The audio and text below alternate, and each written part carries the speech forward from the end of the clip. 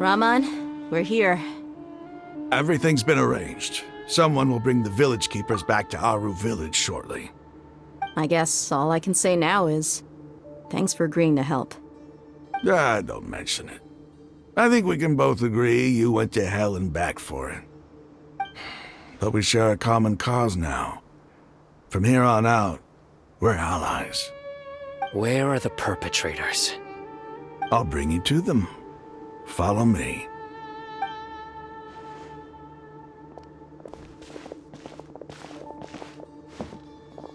So these are the people who kidnapped the village keepers. Oh no, it's the scribe! There's no need to yell. No one can help you now. We've been all over the desert trying to find you! That's right.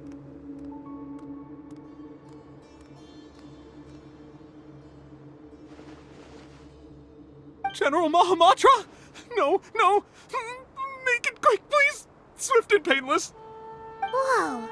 The moment they set eyes on Sino, they turned pale like they've seen a ghost! You should have known that I would be coming for you. Wait, we were just following orders! You know what I'm talking about, right? There's no way we could have done all this by ourselves! No, not Sino! He's gonna tear us limb from limb. I could do worse. Please have mercy! Start talking. Otherwise, I'll have to resort to other methods. So, your superiors have kept you quite busy recently. Why? What are they trying to accomplish? They wanted to extract canned knowledge. Don't play dumb. You know what I'm really asking. They extract divine canned knowledge. Then what? I really don't know how to explain it. Well, you better start talking or you'll be sorry! You don't want to make things any more difficult for yourself, do ya? Be my guest. Uh-huh. That sure didn't sound like a fancy metaphor or anything. You're serious, aren't you? How did you know? There's no use hiding it now. Yes, you're right. The Academia is working on an important and potentially world-changing project. They are creating a new god. A god that will belong to them and to the people of Sumeru. It may seem as if Sumeru's academics are thriving, but ever since the death of Greater Lord Rukkhadevata, scholarly breakthroughs have been few and far between. The withering of Irminsul has been getting worse recently. The sages have tried everything they could think of, but nothing's worked. I'm always hearing them say things like, if only Greater Lord Rukkhadevata was still with us. Continue. And then, someone from the Fatui showed up. They called him the Doctor. He brought a gnosis and said he wanted to borrow the Academia's research facilities. The Doctor was previously expelled from the Academia. At first, the sages looked down at him in disdain. But when he said those words, everyone's expression changed. He asked them, "Do you wish to create a god?" This is what the arrogant ignorance at the extreme end of academia looks like. First, the Academia spent a long time constructing a divine vessel, which was based on an exquisite humanoid puppet.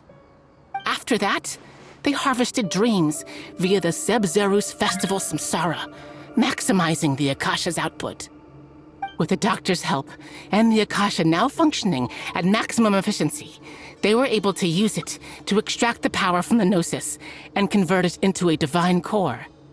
Next, they decided that their new god needed to possess divine wisdom. For that to happen, they needed a huge quantity of divine canned knowledge. It adds up. But how do you determine whether the knowledge extracted is of divine origin? Call it an educated guess?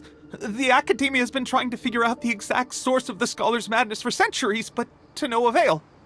Nobody can explain the cause of this phenomenon. Surely you can see what that implies, Scribe Alhaitham. If it's knowledge no mortal can comprehend, then it must be something only gods are able to decipher. In other words, It's the source of the God of Wisdom's omniscience and omnipotence.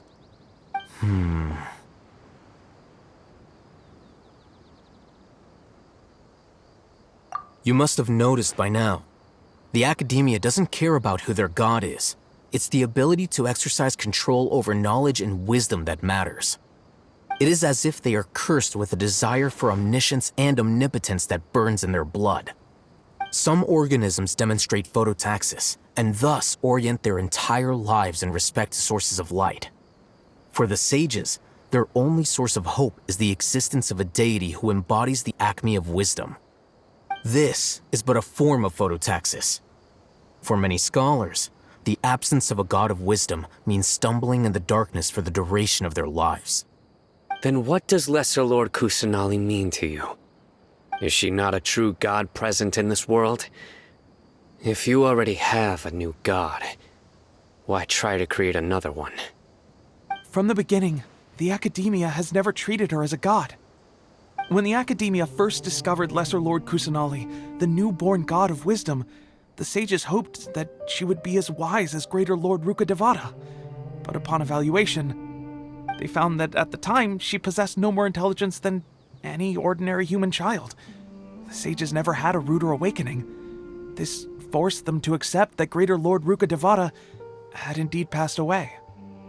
Not to mention that Lesser Lord Kusanali's gnosis has been used to power the Akasha this entire time. By herself, she has neither an Archon's raw power, nor the spectacular insight expected of a god of wisdom. Slowly but surely, people began to forget about her existence. So, this is the path the sages have chosen.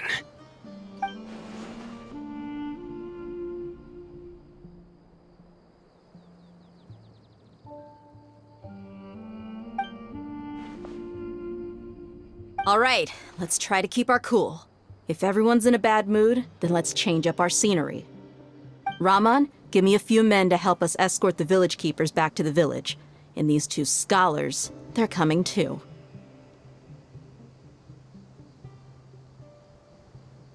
Sure, as you wish.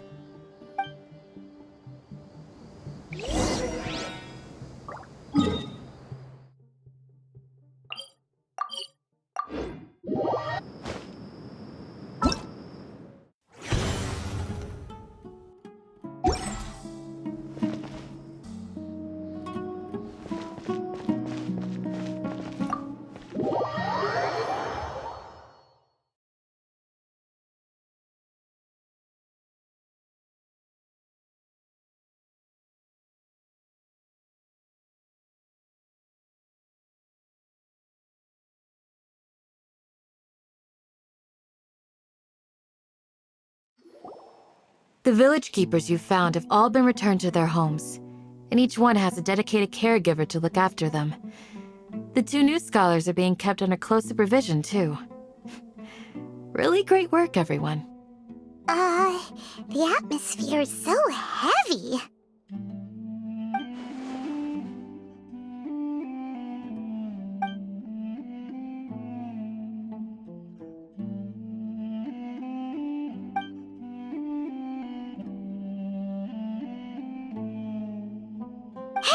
Say something! Stop spacing out! Come on, is there nothing left to talk about? In that case, let's all get some water and try to think about something else. Or I can go fetch some snacks. Oh, Paimon's so coming with you! Do you have any plans, Traveler? Gods above, you're not talking about work, are you? So you were still withholding some information?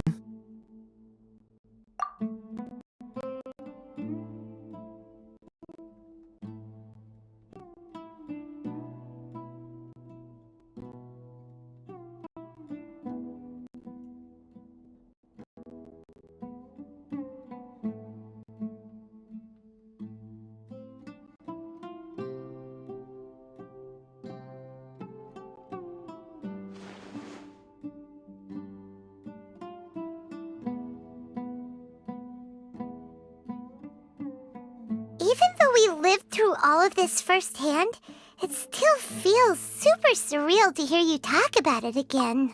What a whirlwind of a story. I felt like I was holding my breath the whole time. It seems like there will be more issues to face in the days ahead than I'd anticipated. Still, now's a good time to make our next move. Now that Ramon's joined us, we'll be an even stronger team. It's time to make a plan. Indeed. These events are a flagrant transgression of the rules in every sense. We cannot allow it to continue.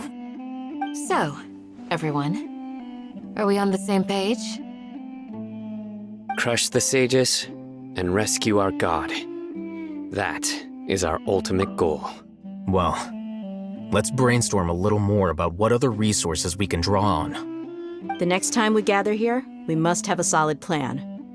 Yep, it'll work out for sure.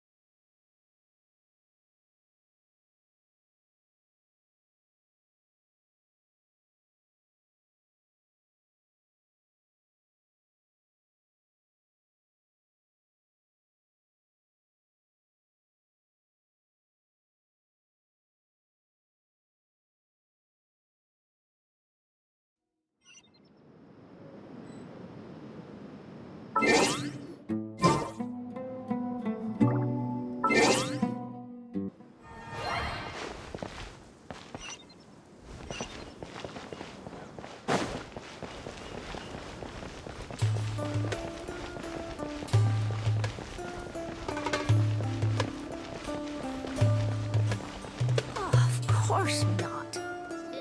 Candace, we're here! Has everyone arrived? Everyone is already waiting inside. Well, what are we waiting for? Let's join them! Please, wait a moment. Before attending the meeting, I hope you can promise me one. What do you need? Promise me that you won't commit to anything too reckless. What do you think? Okay.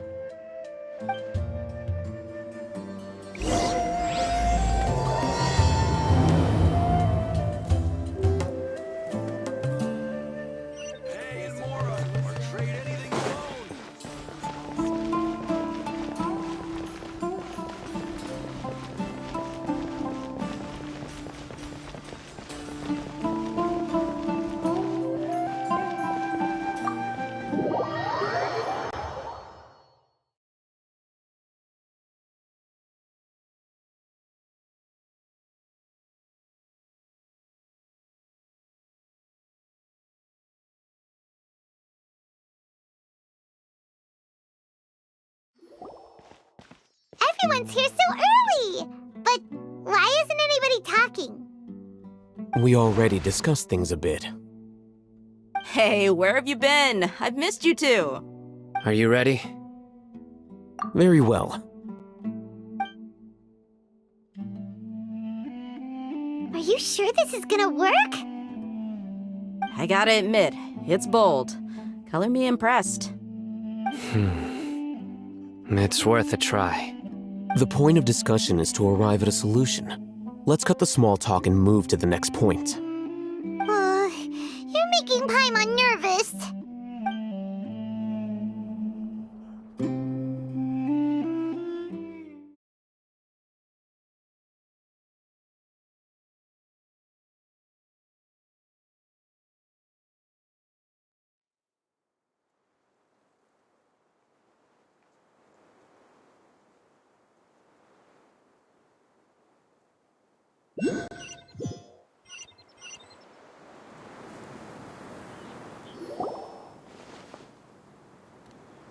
You're finally done.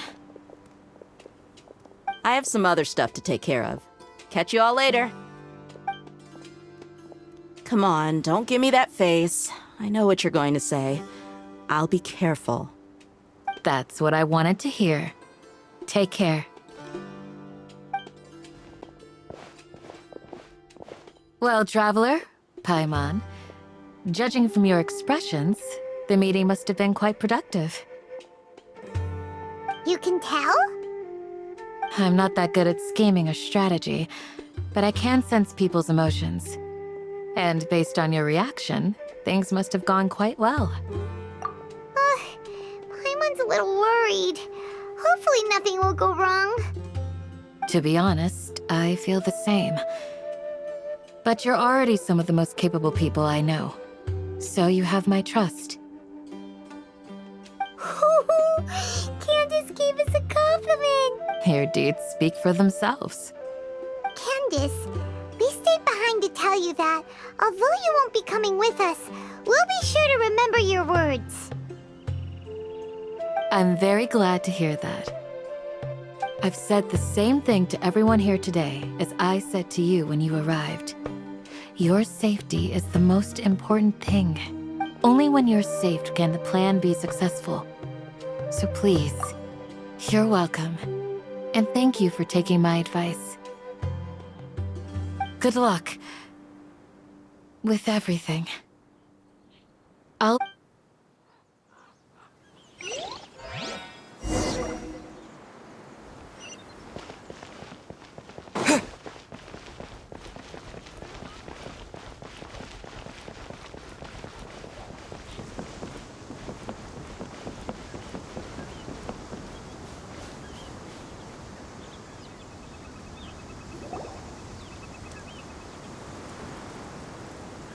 Sounds good.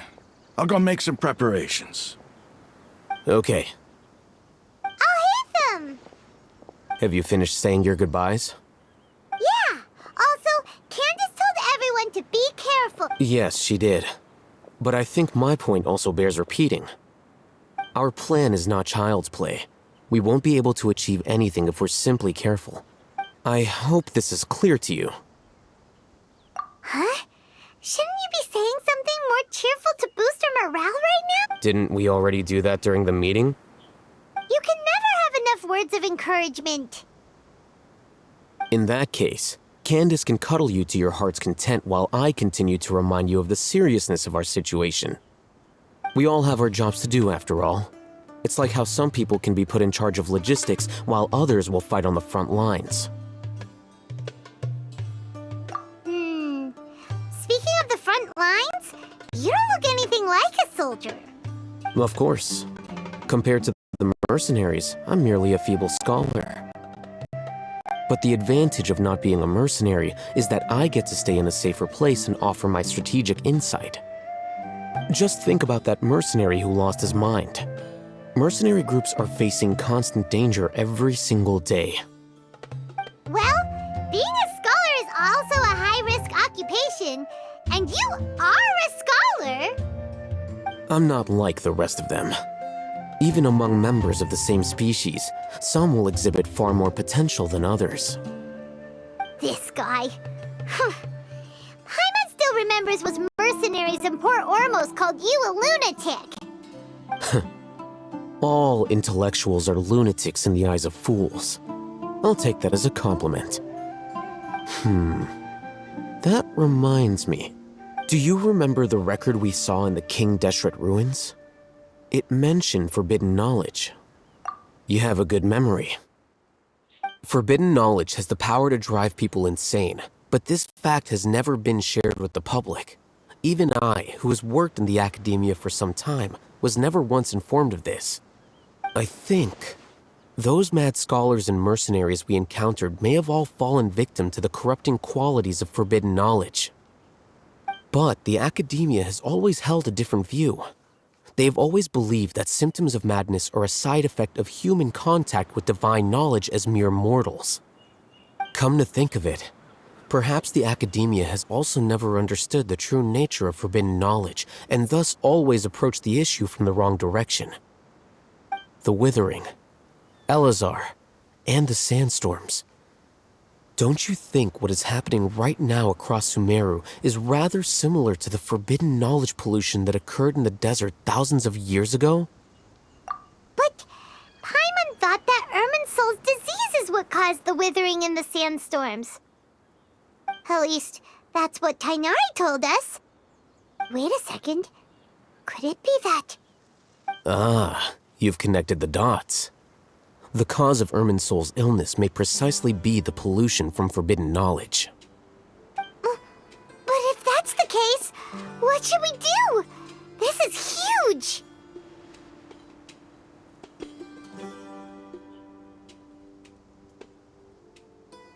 Wait. Why do you think Lesser Lord Kusanali would have a solution to this situation?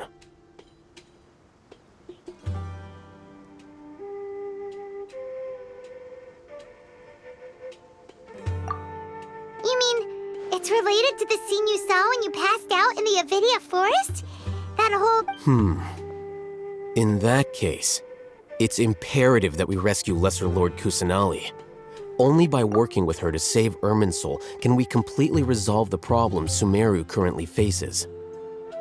To make sure we're still on track, I would like to check on the state of some of our preparatory work. Where are we going? To an Eremite base.